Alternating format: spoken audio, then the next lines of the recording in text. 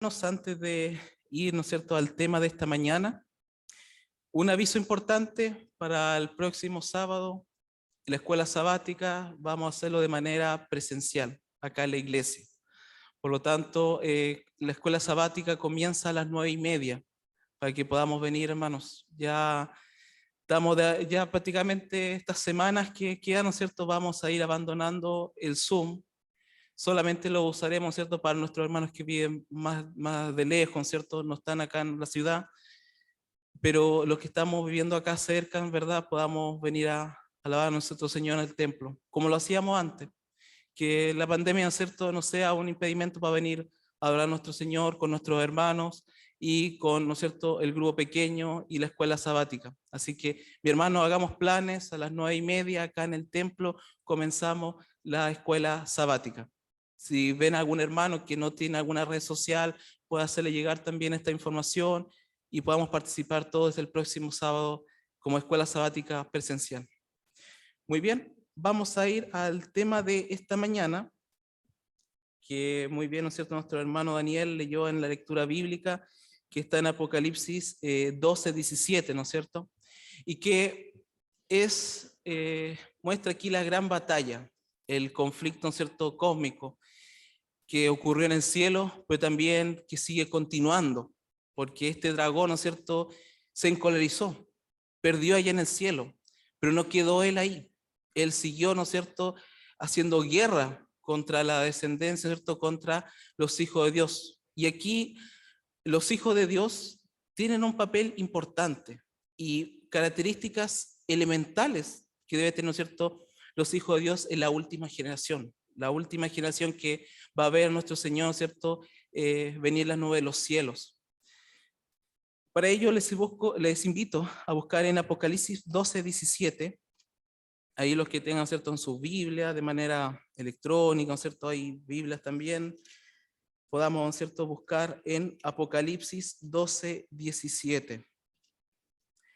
Bien, dice, como había dicho, ¿cierto?, entonces el dragón se encolerizó contra la mujer, ¿no es cierto?, y se fue a hacer guerra contra el resto de la descendencia de ella, los que guardan los mandamientos de Dios y el testimonio de Jesucristo. Aquí da dos características importantes que van a tener los hijos de Dios en el tiempo del fin. Los que guardan los mandamientos y tienen el testimonio de Jesucristo. ¿Qué significa que tengan el testimonio de Jesucristo? ¿Qué significa que guarden los mandamientos? En Apocalipsis 19:10, Apocalipsis 19:10, habla acerca del testimonio de Jesucristo. Dice así: yo me postré, dice Juan, ¿no es cierto?, a sus pies para adorarle. Y él me dijo: mira, no lo hagas, yo soy consiervo tuyo y de tus hermanos que poseen el testimonio de Jesús. Adora a Dios, porque el testimonio de Jesús es el espíritu de profecía. El espíritu de profecía, ¿no es cierto?, que es dado por medio del Espíritu Santo a sus hijos, es, ¿no es cierto?, la palabra de Dios. La palabra de Dios en todo tiempo. Y la primordial, ¿no es cierto?, que es la profecía, lo que viene, lo que va a acontecer. Por lo tanto, el testimonio de Jesucristo, ¿no es cierto?, tiene que ver con el espíritu de profecía. Y tiene que ver también con haber aceptado a nuestro Señor como nuestro único Salvador. Y por medio de Él podemos acceder a salvación y a perdón de nuestros pecados. Por lo tanto, el testimonio de Jesucristo es elemental para un hijo de Dios y que debemos tenerlo.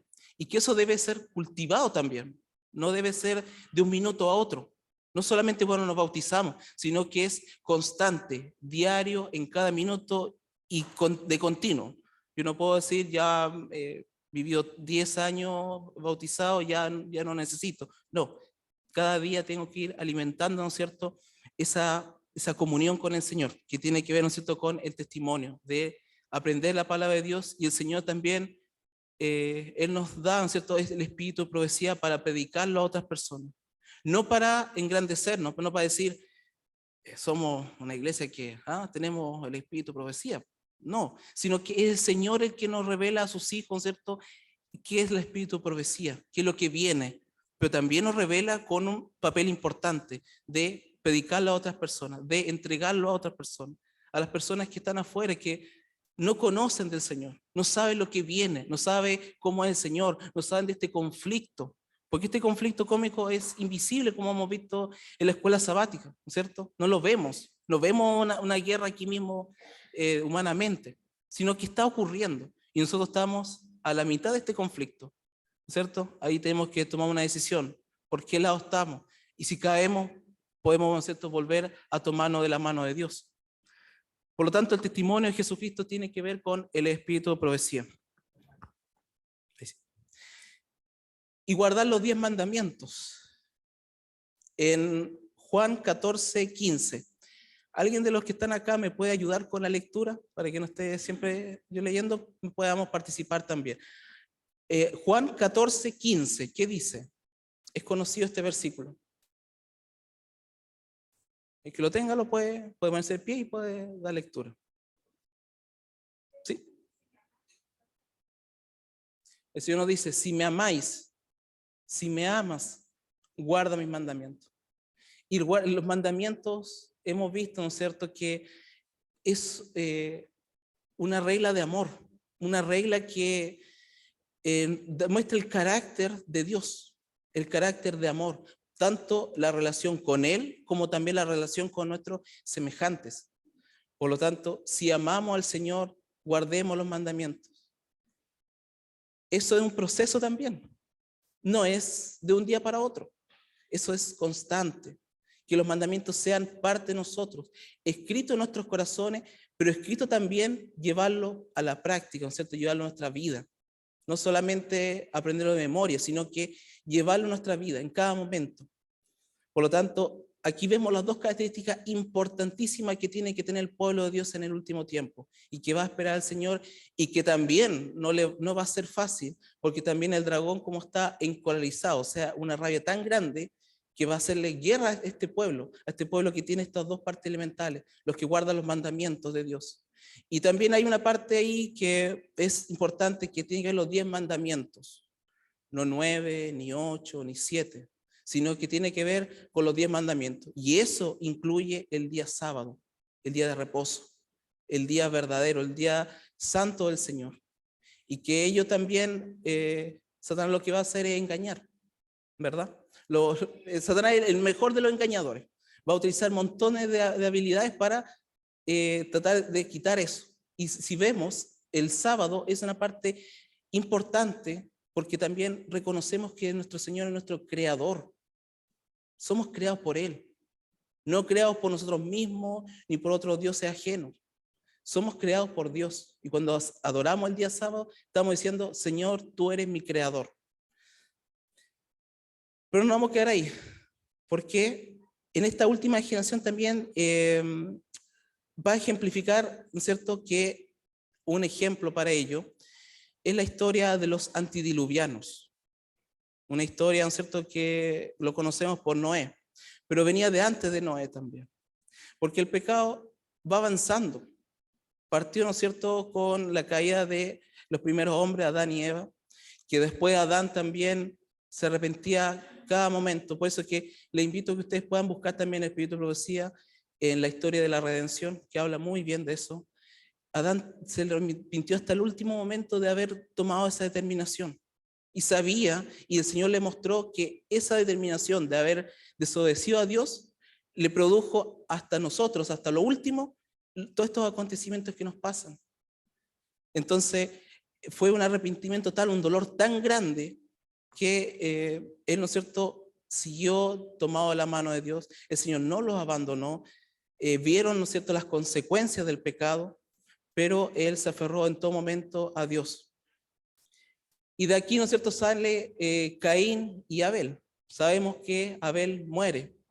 Caín, ¿no es cierto?, sigue una generación. Y de ahí, en reemplazo de Abel, viene Set. Y aquí vienen dos descendencias, dos generaciones en este tiempo antidiluviano.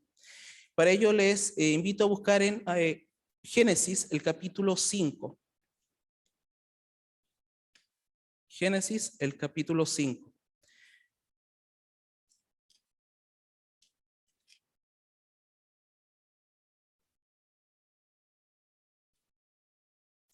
En el capítulo 4 muestra la generación de Caín. esta generación, ¿no es cierto?, caída, y que iba en aumento la maldad. Después de Caín, ¿no es cierto?, que haber muerto su hermano, después vinieron más muertes, más violencia, fue creciendo aún más. O sea, estas generaciones fueron incrementándose cada vez más en la maldad. Pero también está en el capítulo 5 la muestra de la generación de Set, que es la generación de los justos, ¿cierto? Entre ellos vamos a ver también la historia en particular, y que se habla puede que se hable poco registro de la Biblia, pero sí habla aún más el espíritu de profecía de este personaje. Y el personaje que vamos a ver esta mañana, que tiene que ver con Enoc. En el capítulo 5, el versículo 21 al 24, habla de Enoc. Dice, vivió Enoc 65 años y engendró a Matusalén. Y aquí viene el versículo 22, que es hermoso. Dice, y caminó Enoc con Dios, después que engendró a Matusalén. 300 años engendró hijos e hijas. Y fueron todos los días de Enoc 365 años. Caminó pues Enoc con Dios y desapareció porque le llevó Dios. Es decir, Enoc vivió una buena cantidad de años, que a veces vemos hoy, pero como tantos años vivían estas personas, literales, todos estos años. Estas personas veían a sus 2, 3 generaciones más adelante. Por lo tanto, y aquí vemos también cuando muestra la genealogía, va mostrando de la cantidad de años que vivía las primeras personas y cómo se iban degradando cada vez más, menos años, menos años. Entonces vemos, ¿no es cierto?, a Enoc, que vivió 65 años y engendró a Matusalén y caminó con Dios. Qué hermoso esa palabra, caminó con Dios. ¿Qué significa caminar con Dios? Primeramente, ¿qué significa caminar con Dios? Cuando habla de que caminó con Dios, significa que tuvo una comunión, una relación, no en un día, no en 2, no solo un sábado, no solo un fin de semana, una relación diaria y en cada minuto con Dios. Enoc no pasó la muerte, como vemos acá. Él no bajó al descanso, como muchos otros héroes, ¿no es cierto?, que vemos en Hebreos, que bajaron al descanso, que fueron hijos de Dios, fueron fieles, pero bajaron al descanso. Enoc y Elías no pasaron por la muerte, por lo tanto, ellos están, ¿cierto?, vivos. Ellos están vivos. Ellos no pasaron la muerte. El Señor los llevó al cielo. Otro aspecto que tenía también los antediluvianos, primeramente, Enoc también profetizó. Aquí en el registro no habla de eso, habla que solamente caminó con Dios y le fue llevado, ¿no es cierto? Pero en el Espíritu de Profecía habla que él profetizó a esa generación perversa, que estaban también las 2 generaciones, las que buscaban a Dios, pero también estaba la generación mala y perversa, y le predicaba a ambos. Para llegar a tener eso, ¿cierto?, poder profetizar, ¿no es cierto?, tuvo una relación Enoc con Dios, como un amigo, como un hermano, como esa persona que uno puede pasar todo un día conversando y parece que no quisiera que se acabara el día. No sé si a usted le ha pasado, pero siempre uno tiene una persona y dice, ay, pero con esta persona yo me desahogo totalmente y me gusta estar con él porque es agradable todo. ¿Cuánto mayor es Dios? Que no pasaba tiempo completo con el Señor, buscándolo. Por lo tanto, era amigo, ¿no es cierto?, de Dios. ¿No? En Hebreos 11:5, Hebreos capítulo 11, versículo 5, que también los invito a poder buscar en nuestras Biblias.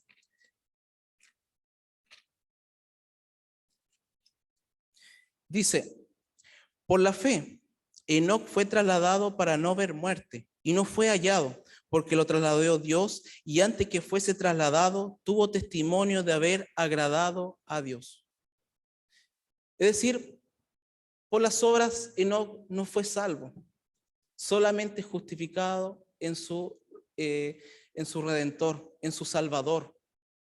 Por lo tanto, él fue, ¿no es cierto?, salvo, fue justificado por fe, porque aún no venía, ¿no es cierto?, ese sacrificio que iba a entregarse el Señor. Pero sí el Señor le mostró a Enoc que iba a pasar esto. Y Enoc cuando le profetizaba, cuando Dios le profetizaba a Enoc, le mostraba todo un panorama de lo que iba a venir hasta los últimos días. Por lo tanto, Enoc vio, ¿no es cierto?, todo lo que el Señor le iba mostrando, y él lo predicaba a las demás personas del pueblo, lo profetizaba, entregaba ese mensaje. Y leemos en Judas, un libro pequeño, ¿no es cierto?, que no tiene un solo capítulo, que está en los versículos 14 y 15, Judas 14 y 15.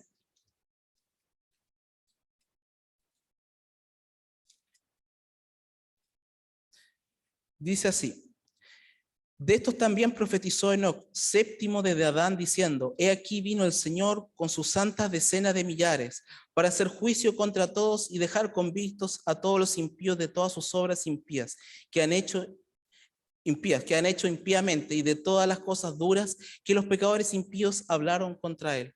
Es decir, aquí vemos que Enoc profetizó de lo que venía, profetizó también de lo que iba a pasar también del diluvio, y profetizó mayormente aún, ¿no es cierto?, que se apartaran de sus malos caminos. Una generación tan perversa que el Espíritu de Profecía dice que no quería compartir las actividades que realizaban, porque eran tan degradantes, y también, ¿no es cierto?, el Señor lo cuidó de todas esas actividades, porque si no, podría haberse tomado las mismas costumbres del mundo de ese tiempo. Por lo tanto, Enoc tomó una determinación de no hacer parte de él las actividades que se realizaban, actividades de maldad, de egoísmo. Las personas antediluvianas se han dicho, ¿no es cierto?, que los científicos hoy en día dicen, claro, eran personas primitivos, que usaban la rueda y muchas otras cosas. Pero sabemos que la palabra de Dios y el Espíritu de Dios dice que los antediluvianos eran más inteligentes que nosotros mismos. Eran computadoras caminando, más que una computadora, porque sabían mucho, tenían muchas habilidades. Habían, ¿no es cierto?, el Señor le había dado desde Adán, ¿no es cierto?, grandes capacidades que no tenemos en este momento. Y estos hombres lo tenían. Cada vez con el año, ¿cierto?, iban degradándose más, pero lo tenían. Y esas actividades lamentablemente la usaban para mal. Si tenían alguna, ¿no es cierto?, aptitud para la agricultura, para hacerse para ellos mismos. Se edificaban casas, como muestran, ¿cierto?, en el tiempo del arca de Noé. Ellos, ¿no es cierto?, buscaban oro, cosas preciosas, robaban a otro, mataban. O sea, el egoísmo, la maldad y el pecado era tan terrible que el Señor tuvo que tomar una determinación, que ya no daba más la maldad de los hombres. Era demasiado. Y Enoc vio esto, presenció todas estas cosas. Y también, ¿no es cierto?, él decidió tomar la determinación de no tomar esas costumbres. Cuando buscaba a Dios, lo buscaba, ¿no es cierto?, en las montañas, en lugares apartados, lejos del bullicio, lejos de todas esas actividades egoístas y mundanas. Él buscaba, ¿no es cierto?, a nuestro Señor. Y el Señor, ¿no es cierto?, le hablaba, le mostraba las cosas. Acuérdense que Abraham también vio muchas cosas que iban a ocurrir después, hasta incluso el pueblo, ¿no es cierto?, que iba a ser esclavo en Egipto. El Señor le muestra a sus hijos las cosas que van a ocurrir. Nuestro Señor es un Señor de verdad, un Señor que también, ¿no es cierto?, siempre nos va mostrando todas las cosas, no nos deja en duda. Yo no puedo decir, yo creo en Dios, pero no sé lo que me va a pasar. No puedo decir eso porque el Señor nos muestra por medio de su palabra, por medio de lo que Él nos dice, lo que va a ocurrir. ¿Tengo seguridad de lo que viene más adelante? Con la palabra de Dios, por supuesto que sí. El Señor nos muestra las cosas. Y nada es oculto para los hijos de Dios. Todo es a la verdad. Todo lo muestra el Señor.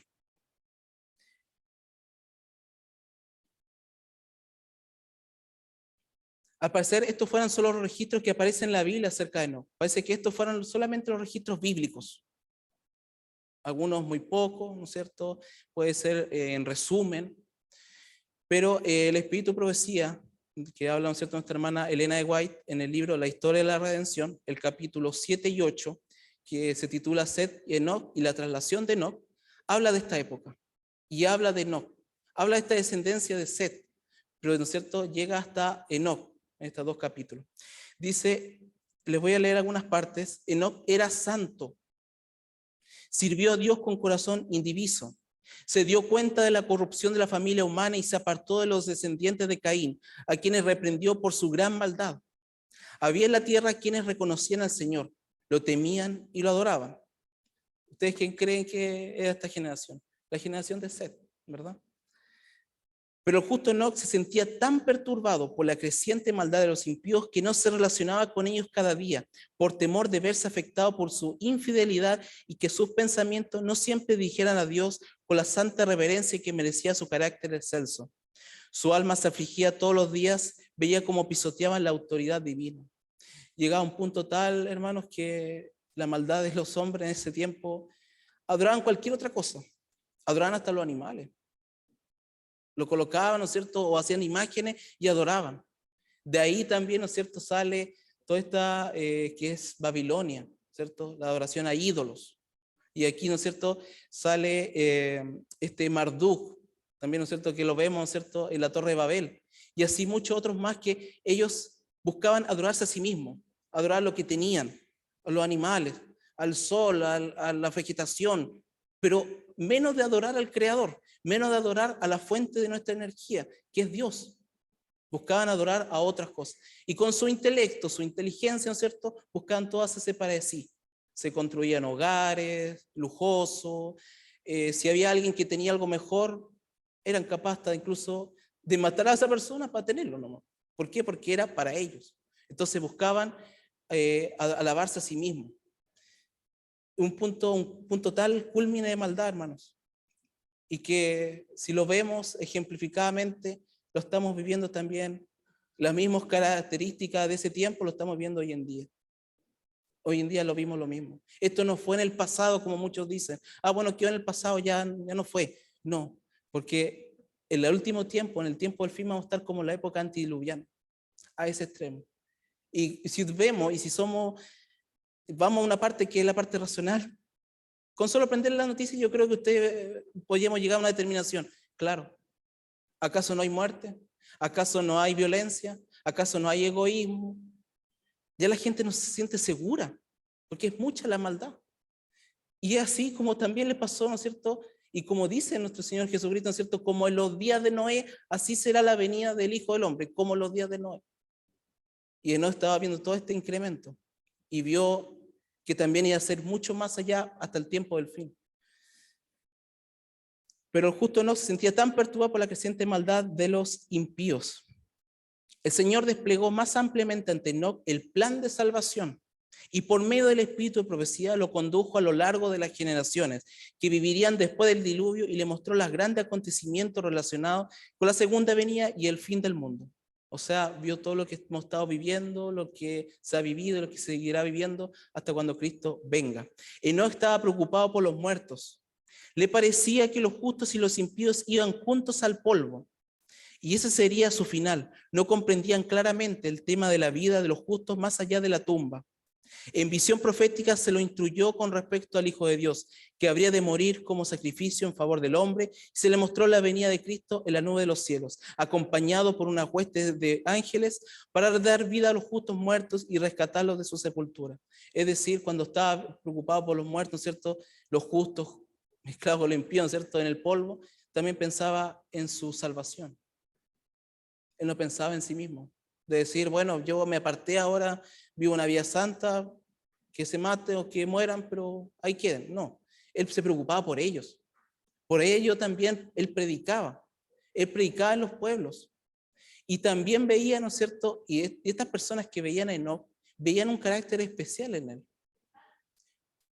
Yo creo que no se decía yo soy justo, aquí estoy. No decía así, sino que se sentía también indigno. También se sentía pecador y sentía la necesidad de buscar a su Salvador, de aferrarse al plan de salvación, aferrarse, ¿no es cierto?, a tomarse la mano de su gran amigo que era Dios.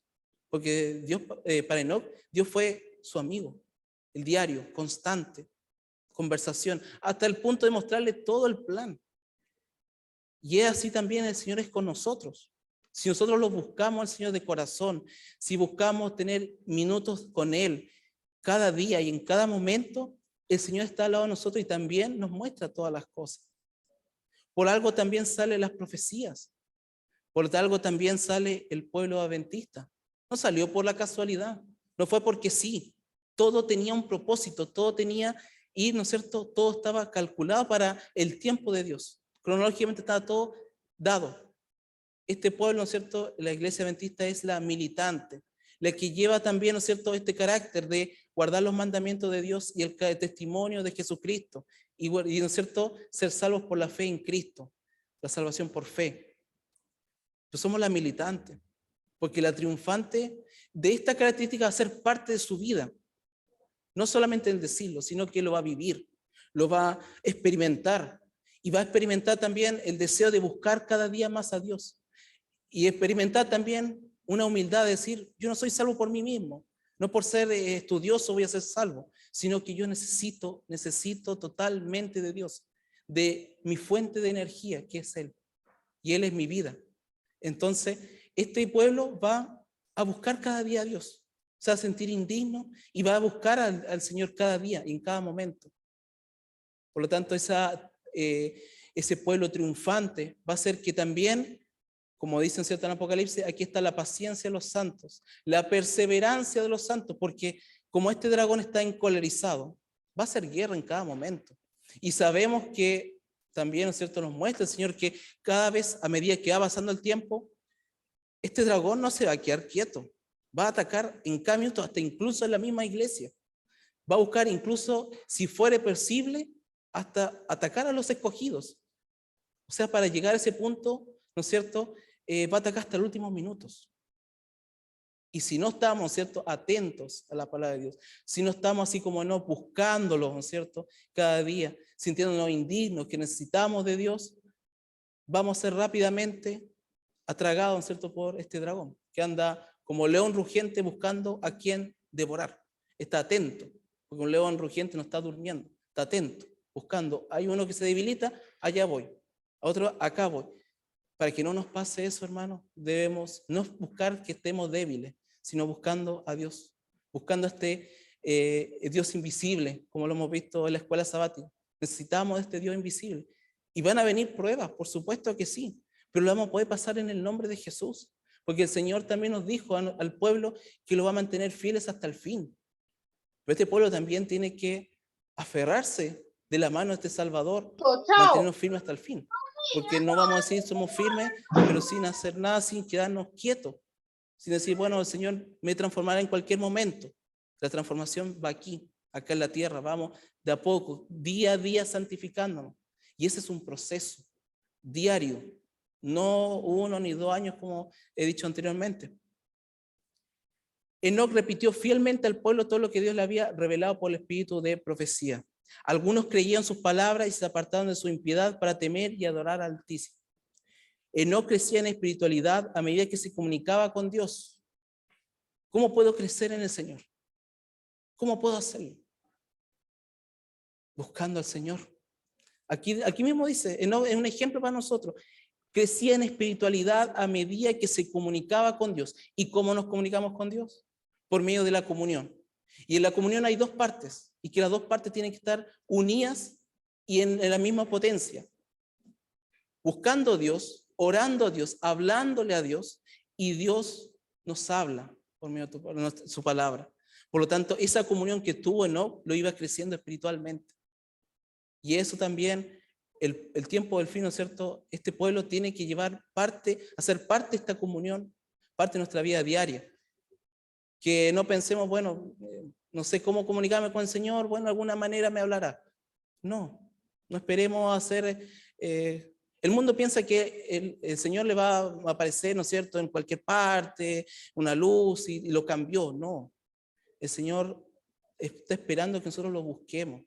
Y Él dice, buscar, ¿no es cierto?, y se va a abrir esa puerta. Busca, te va a encontrar, ¿cierto? Nos da ese hermoso regalo de que Él está atento a esperar, ¿no es cierto?, que lo busquemos y Él va a encontrar.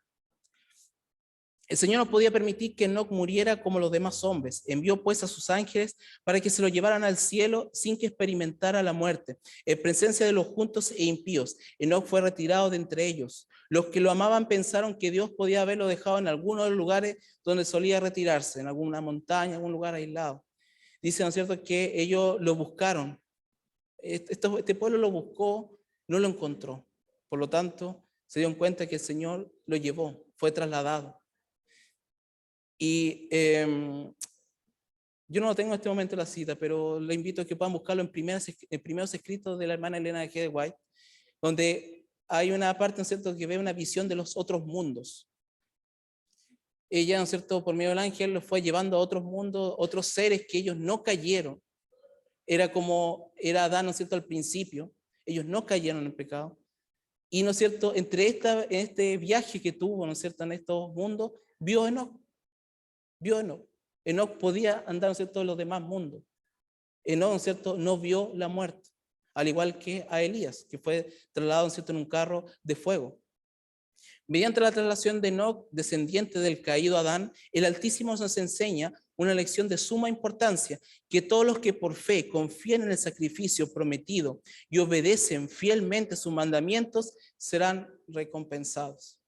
Aquí se presentan nuevamente las dos clases que existirían hasta la segunda venida de Cristo: los justos y los malvados, los rebeldes y los leales. Dios recordará a los justos, los que lo temen, los respetará, honrará y le dará la vida eterna por causa de su amado Hijo. Pero los malvados que pisotean su autoridad, los destruirá y los eliminará de la tierra y serán como si nunca hubieran existido.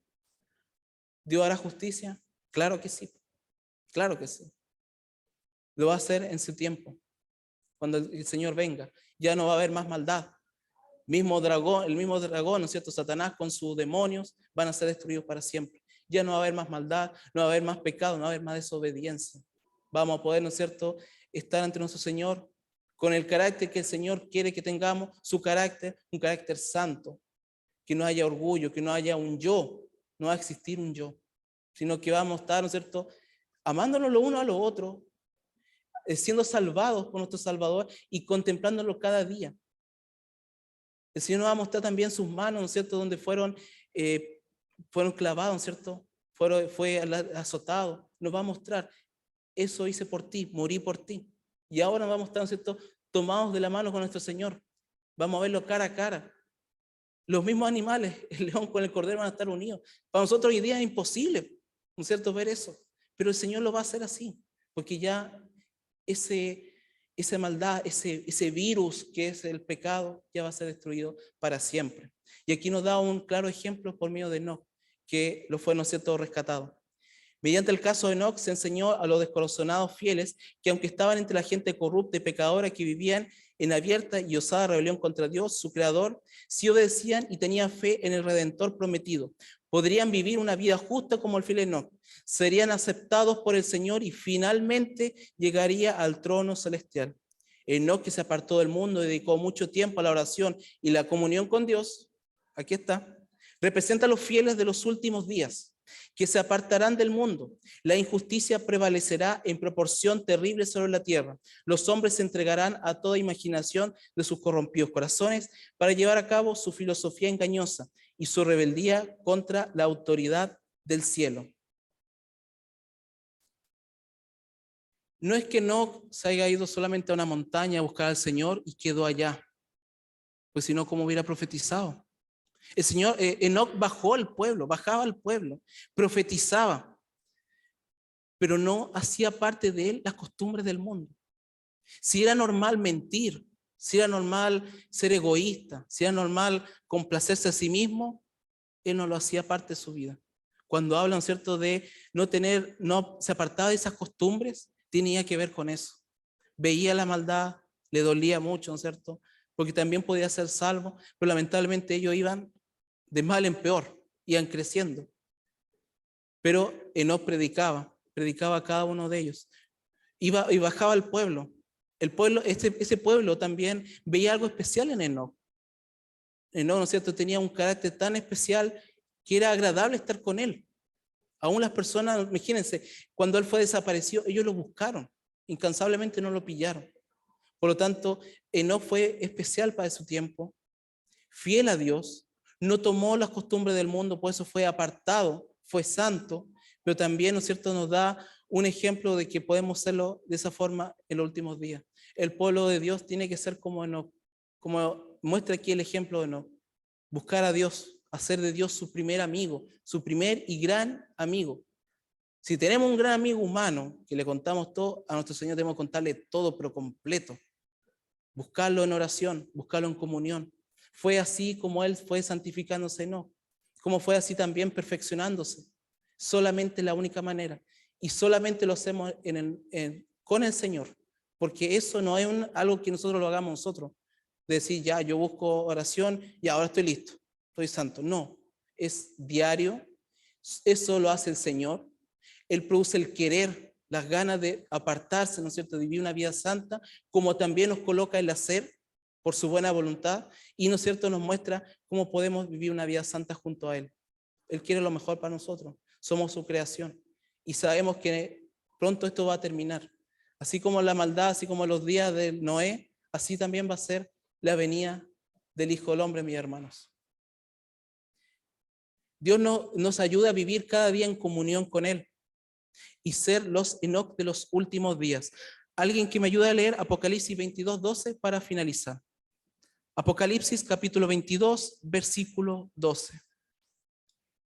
Mira qué hermosa promesa nos da el Señor. El que lo tenga lo puede ponerse de pie y lo puede dar lectura, por favor.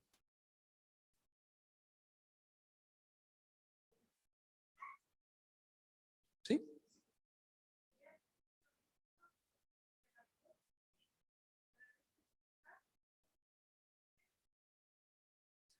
Aquí dice, ¿cierto? Aquí vengo pronto. Y cada vez vemos que el Señor está apurando más los pasos. Hermanos, que esta mañana, que este día santo, podamos tomar una determinación. Estar en comunión con Él. Si no lo hemos vivido o si lo tenemos en poca comunión, poca conversación con nuestro gran amigo, con nuestro Salvador, pidamos al Señor que haga más instancias. Y así como nos produce el querer, el deseo de cada día crecer en espiritualidad, pidámosle también la forma de poder vivir diariamente una relación con Él. Así como lo vivió Enoc, también, ¿no es cierto?, el pueblo de Dios debemos vivir en comunión constante con nuestro Señor. Aquí está, ¿no es cierto?, la paciencia, la descendencia, ¿no es cierto?, los santos, los que guardan los mandamientos de Dios y tienen la fe de Jesús. Son fieles hasta el fin y leales. Que el Señor les bendiga a cada uno de ustedes, mis hermanos.